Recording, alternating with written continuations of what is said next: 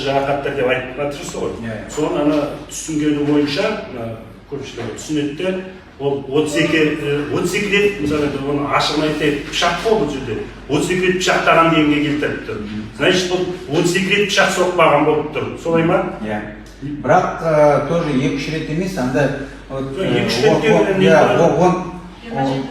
27 ма сол, соған сондай бір демер. 27-те болмайтын болып тұр ғой, сіздің айтыңыз бойынша, мысалы кейбіреулерін бір соққан почти үші болып есептейді. 5 ранны біздер алыстаймыз ол секілді. Неге? 5 рет соққанда ол 10 раны болып кетті. Значит, 5 раны минут бойы, 32-5-ті алғанда 27 болады. Вот сол 27, значит, 5 удар болған деген сөз. Сен математика ойын.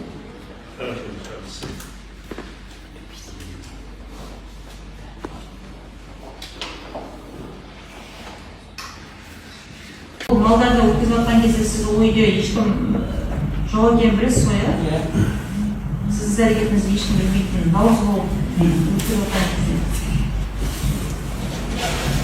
Және де Өтешқалиеваның мен Қарабалиннің есеп-шотындағы зейнетақыларына отырғаныңызды растайсыз, иә? Болашақ шоттан қайда жұмсадыңыз? Нақты бір мақсат болған жоқ, негізі кетті. Бәрі араласып кетті. Ана қарайтын ба кетті, мына қарайтын ба кетті. Бәрі сол қаршыға ешқандай қазақ мақсатым болған жоқ. Тек қылмысында сол. Жалпы Мейрамгүл мен Ақбаян ата-анасын тұрған жоқпыз ғой, ма?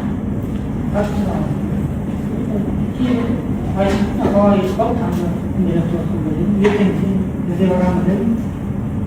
Ақбаян еңбек керек, сол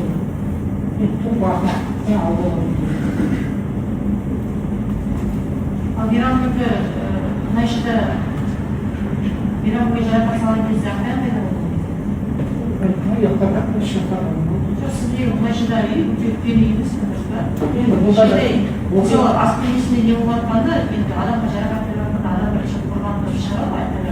Ақбаянның психикасы сол емес қой, кішкене ондай ұстыраған демейді. Ақбаян психикасы сол болмаса да кеше мына видеосыларды қараған кезде сіздің жүр дегеніңізге еріп жүре қалсыз ба? Тек мен айтқанымда кішкене көріп, мен аны не істейді тыңдайды. Мен бағыспаған ғой, мен өзіңіз не істеген, мен қасында бақтым ғой, қаншама жыл бақтым. Деген кезде алдында мына заттай дәлелдемелердің тағдыры туралы ертең өздеріңіз жарты сөзде де айта аласыздар. Оның қайсысы іске қатысы бар, қайсысын қайтару, немесе қайсысын жою туралы өздеріңіз де пікірлеріңізді айта аласыздар. Сол себепті назарларыңызды аударып қарап отырыңыздар. Бұл планшетті қандай да бір қылмыстық құқық бұзушылық барысында қолдандыңыз ба? Бұл кімге тиесілі?